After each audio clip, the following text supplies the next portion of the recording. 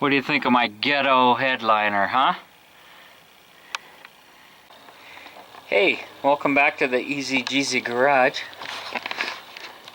Everybody's out doing their yard work today. Today's little project is getting Valerie ready for the trip. And what you see here is a piece of my old living room carpet. And I had saved it, not knowing what I was saving it for, just because I save everything. And I had this idea. Valerie's interior is totally trashed. That was one of the first things that my son did, was get rid of the interior when he purchased this car back in the, gosh, I don't know, early 90s. I'm having some issues with noise, and I am hard of hearing, and I'm trying to quiet it down in here. And since this headliner is in such bad shape, I had thought at some point about addressing the paint issue, and I didn't want to put a headliner in it if I was going to be doing painting and all those type of things. So I thought, what can I do to get some sound deadening, insulation, quiet it down for the trip. And I took a strip of this carpet and laid it up there. Took one of those bows that is in the original headliner. They had some padding and sound deadening and things up there. So we're just going to rip all this old stuff out. I'm going to mark these original bow locations and number them. I noticed when I did take that bow out, there was a little plastic tip on the end of it. Let's see if I can get one to show here. Oh, it just fell off. It's just baked and ready to disintegrate, but at the end of each one of those was a little plastic tip. It's probably still there, and I've disturbed it, and it's fallen apart. But I'm not sure if that was for electrolysis or sound deadening or what. But I do know that manufacturers don't put anything they don't have to put in to make something. I should probably document this as I'm destroying it. We're looking at the back, out the back window here, back of the car, and the headliner on both the front and the back. I don't know how this would go in, but it has this sewn in, I don't know if it's cardboard or leather or whatever. It's something flexible, and it goes down inside this channel and pulls back and catches on the lip. And I don't see that on the new headliner, but pulling out this old piece, you can see it was all along there on both sides. It gave it something to push in and then catch and come back. So it just interlocked, gave you a nice finished edge along the front. And that's how that goes.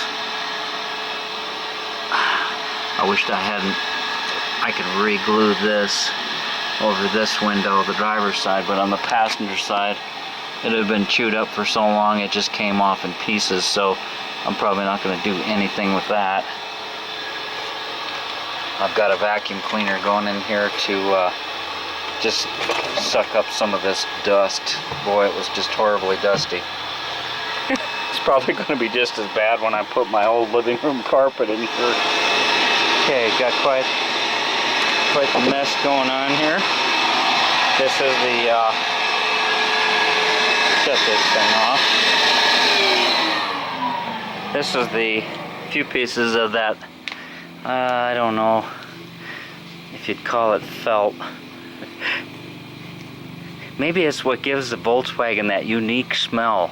You know how they all have this distinctive odor, the horsehair filled padded seats that they have. You can, if a Volkswagen has been closed up for any length of time and you open it up, it always has that distinctive odor that is Volkswagen. Alright, I've decided not to go with the rubber foam back foil fancy duct insulation. I think this is totally, you understand, a cheap-ass budget way of doing things, half-assed, and this just might totally be an exercise in frustration, and this is not a how-to from past experience. I'm learning as I go. I tried using the clothes hanger hooks. I tried getting the carpet up there by myself. Now I'm taking a motorcycle strap and I'm hooking it in the rain gutter gently, because that carpet doesn't weigh very much. All I've got to do is, and this door's open, I thought maybe I could use some paracord or something just to carry the weight, and I've gone over the other side to give myself to carry the weight of the carpet, because you have to lift it up there as you start jamming it into the corners up above. And I'm getting excited because it really looked nice, believe it or not. It's going to look totally different than right now. So let's keep going, and I think it's pointless. There's just too much movement in too many places. I don't know where I could set you up inside here. This could be entertaining for a few laughs, so I'm going to set you on the tripod and let you watch me struggle. I'll enjoy a good laugh too. So, taking my carpet, going over the tie-down strap.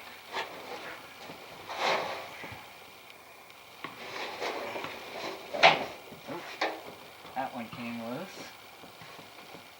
So we'll get a little bit more slack in here.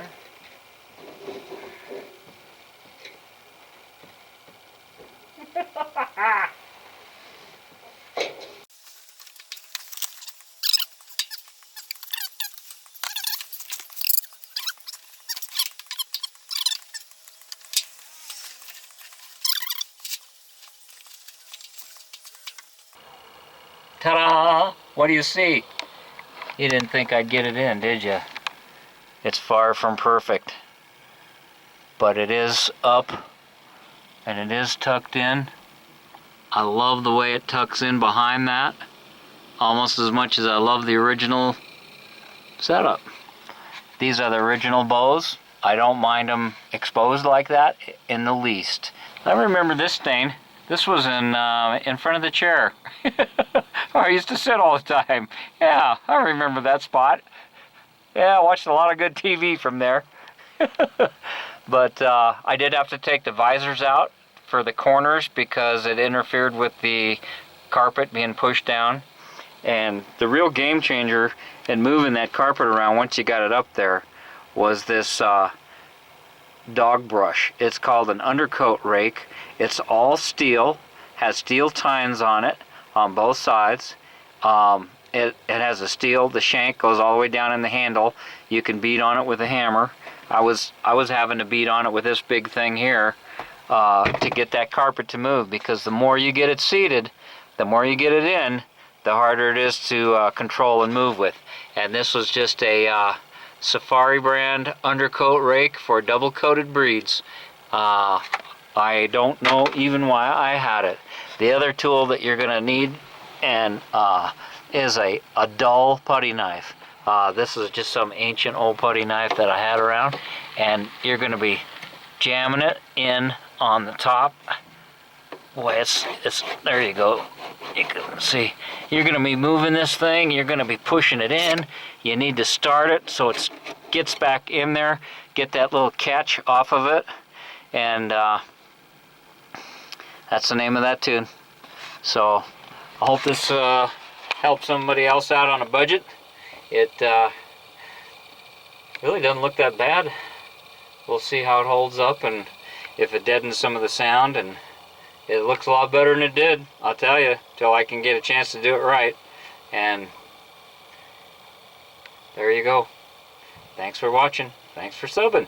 TheEZGZ out.